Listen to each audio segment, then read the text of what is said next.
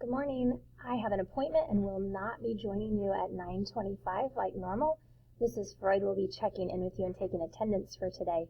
So I just want to quickly make sure that you're on track so that you can keep moving, and then I'll see you tomorrow, Thursday, at 9:25. So today our assignments, we have actually a couple of them. Remember that things are grayed out for me until I've marked things complete. So hopefully you finished the Desmos activity from Monday. Mine is marked complete. And you finished the Desmos activity from yesterday. I was concerned when I looked that some of you still this morning had not even started yesterday's Desmos activity. So remember that we're marking them done in Canvas, but you're going to be held accountable for all of the information that was in that activity, regardless of whether you turned in any actual written work. So be sure you've gone through yesterday's Desmos activity, and then you're clicking done. So then today's Desmos activity is on factors and zeros.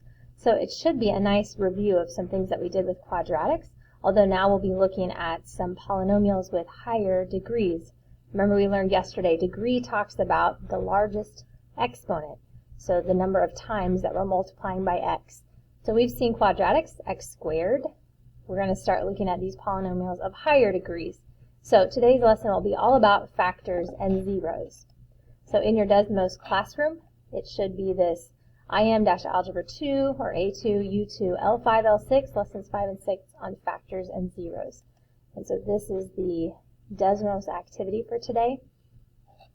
Notice that it is, bring it to the end, about 21 slides long, so you do have some of these videos along the way to help you through, but a lot of this should be review of some concepts that we've learned earlier. When you've finished the Desmos activity and you've gone all the way through, then on Canvas you're going to mark it done. And the second part then of your assignment for today, some of you I know have already been working on this, is the lessons 1 through 7 practice problems, all 15. So I think some of you originally thought it was due problems 1 through 7, and you had submitted some things earlier. If that's the case, remember you can always resubmit. So you have 15 practice problems here that come from these first 7 lessons that we've gone through so far in this new quarter. And so however you choose to do that, if you prefer to download the PDF, work on that, and then upload it, or a lot of you prefer to just work paper pencil and then upload pictures, however you choose to do that is fine. Once you've submitted that, go back to my modules, it will open up for you this other assignment, which is a Flipgrid assessment. We'll talk about that tomorrow, Thursday at 9:25.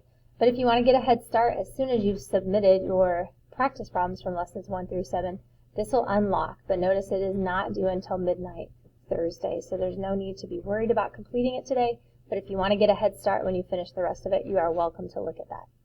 Good luck today. Email me if you have questions. I'll be out for a little bit this morning, but then I'll be back later in the day. Good luck, have a great day, and I'll see you tomorrow at 9:25.